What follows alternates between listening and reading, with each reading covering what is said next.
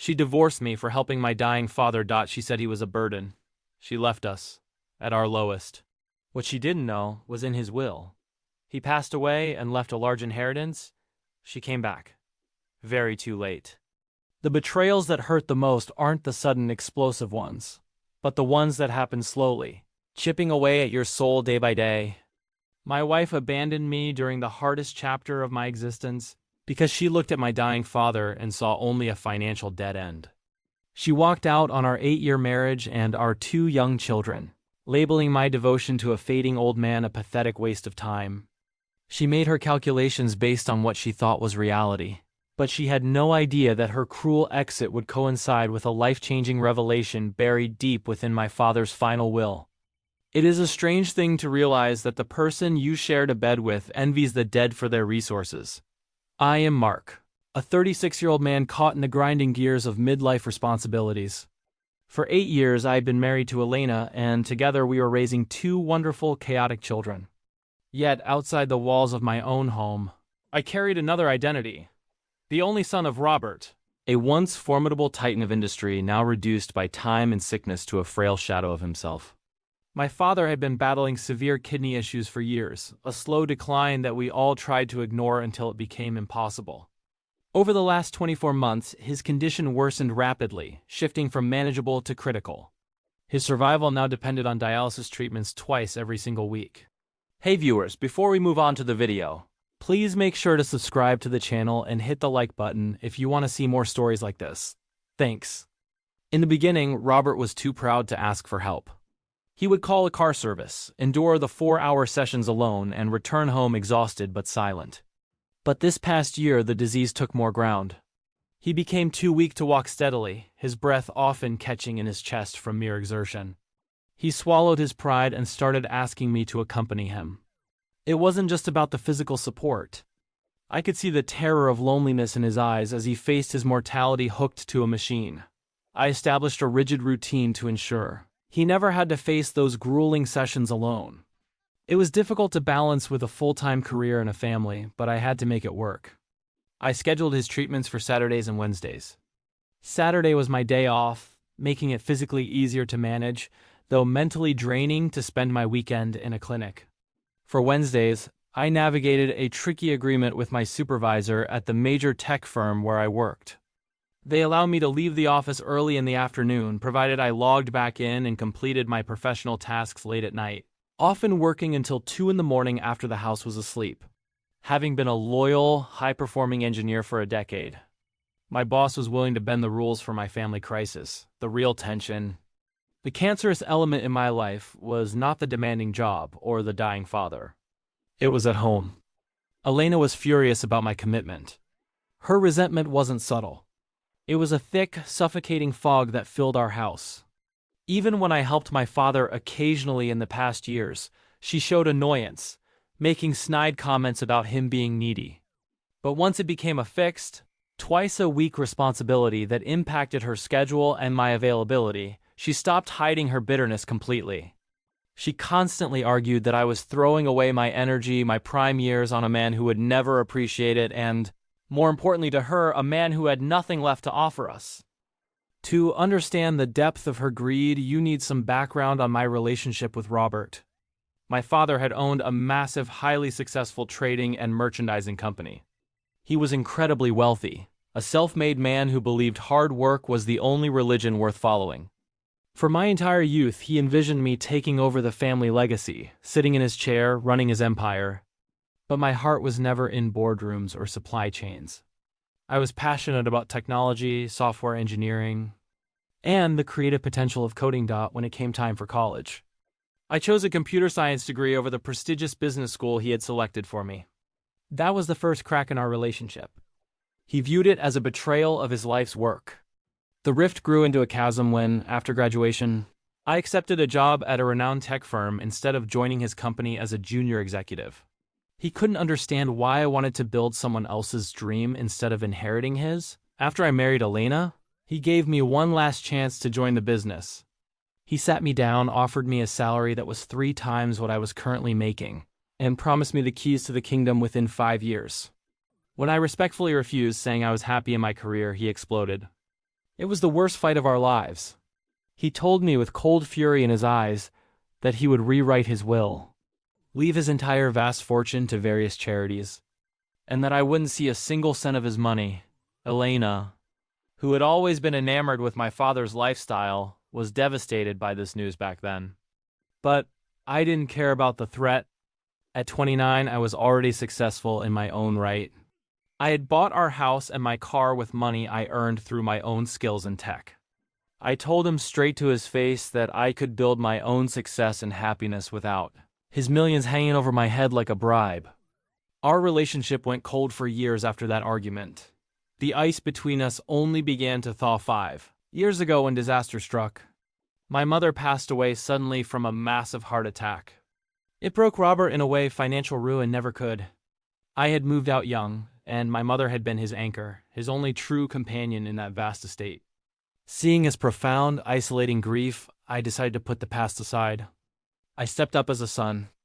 I visited him frequently, brought the grandkids over to fill the silence of his house, and tried to be present. Eventually, realizing he had no successor and no energy left to fight, Robert retired and handed the management of his beloved company over to a professional trust. Elena was never fond of my parents even before the inheritance dispute. She avoided my mother, claiming she was too intrusive and judgmental. But when Robert officially announced that the trust was running the company and he was cutting me out of the will, Elena's attitude turned from cold tolerance to open hostility. She began openly insulting my parents in our own home. She called my father an evil, manipulative miser. I told her repeatedly to stay out of my relationship with him, but she insisted that losing that inheritance was a direct attack on her and was ruining our children's future.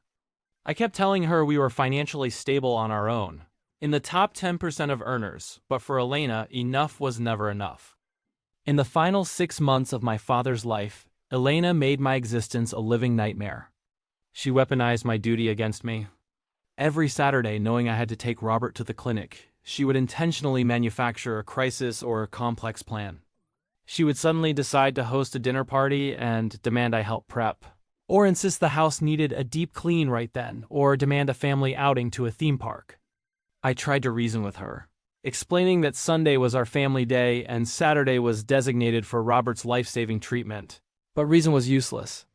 She would just scream at me for being late, for prioritizing him over her, for missing her events. I was constantly racing between the sterile, depressing environment of the dialysis clinic and my own home, only to be met at the door with sarcasm and rage. Wednesdays were even worse blurs of exhaustion. Since I had to log back into work late at night to compensate for the afternoon hours, Elena would intentionally go out. She would meet friends for drinks, visit her parents, or find any excuse to leave the house, dumping the full responsibility of the children on me.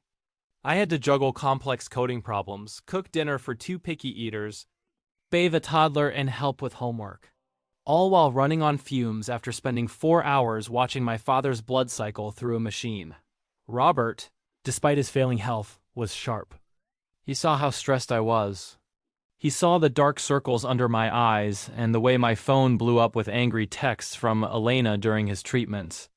He often suggested taking a hired nurse instead because he felt like a burden. He hated seeing me constantly check my watch, terrified of being 5 minutes late getting home. Although he had full-time staff at his large house, I felt it was my absolute duty as a son to be the one holding his hand during those terrifying hours. Our 30-minute drives to the clinic used to be full of great conversations about the past, about business, about my kids. But because of Elena's escalating tantrums and time demands, I started speeding, taking aggressive shortcuts. My knuckles white on the steering wheel just to shave off 10 minutes and avoid another argument at home. I was reaching my limit, stretched thin between a dying father and a hateful wife. The situation reached a boiling point on a Wednesday evening. I had just walked in the door after dropping my father off, exhausted and smelling of clinic antiseptic. Elena was waiting in the kitchen, arms crossed. She told me it was a losing investment, a stupid business decision, to care for Robert since he had already disinherited me. She said I was acting like a servant for a man who despised me. I snapped. I asked her if we only care for human beings for profit in her world. I asked what kind of lesson that was for our children. She lost her mind when I turned the tables and compared it to her visiting her own parents who were not wealthy. She screamed that her parents were supportive and loving. While mine were spiteful and greedy, the fighting didn't stay between us anymore. Soon she was shouting at me in front of our children, terrifying them. I caught her poisoning their minds, telling them that Grandpa was a bad man who didn't love them and that Daddy cared more about him than them. That was the lowest blow. I eventually stopped engaging in the arguments entirely. I just ignored her existence, moving through the house like a ghost to avoid triggering another explosion.